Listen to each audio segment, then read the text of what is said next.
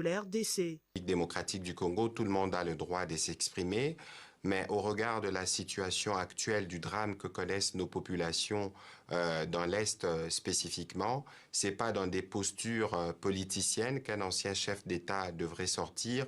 Un ancien chef d'État, ses premiers mots devraient d'abord être de mots de compassion, de solidarité pour de compatriotes qu'il a eu à diriger pendant de très très longues années. Ça devrait aussi être la condamnation dans les mots le plus ferme de l'agression.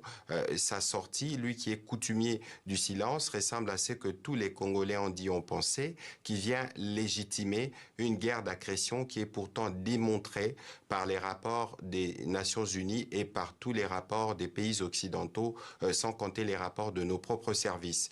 C'est une malheureuse occasion, en tout cas, parce que si nous retournons à l'origine de ces conflits, nous regardons ce que lui-même en disait à l'époque, parce que ce n'est qu'une récurrence d'une situation vécue, on ne le reconnaîtrait pas. Mais quoi qu'il en soit, pour nous, c'est pas le moment de verser dans la polémique politicienne, parce qu'ici, nous voulons régler des problèmes qu'il aurait pu régler durant ces 18 années de pouvoir, et donc nous nous focalisons sur les différents fronts militaires, diplomatiques, économiques, judiciaires et médiatiques pour nous assurer que nous donnons la réponse qu'il faut à ces conflits. Nous sommes d'accord que la solution ne sera pas que militaire. C'est pour ça que nous sommes ici à Genève, notamment avec la Première ministre, pour nous assurer que la composante judiciaire se mettra en place pour que tous les trublions recyclés par le Rwanda de manière permanente pour semer la terreur et la désolation puissent être enfin jugés et condamnés, mais pour justement... que tous les complices congolais puissent l'être tout autant. Le président de la République l'a dit et redit,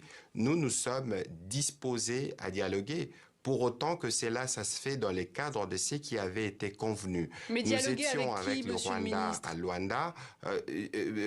Nous étions avec le Rwanda à Luanda. Au 15 décembre, le président Kagame ne s'est pas présenté. Pour ce qui concerne le groupe armé, y compris le M23, la position du gouvernement est claire. Il n'y aura pas de dialogue direct parce que cela n'a jamais été prévu depuis le premier jour du processus de Nairobi qui a été renforcé aujourd'hui avec 2 nouveaux médiateurs, l'ancien président nigérian et l'ancien premier ministre éthiopien. Nous avons été toujours disposés pour vous dire, madame, nous avons épuisé la discussion avec le Rwanda, il ne restait que les signatures. Avec tous les groupes armés, les équipes du gouvernement sont aussi prêts à écouter leur cahier des charges et avoir les réponses à y apporter, pour autant que cela doit se faire dans le respect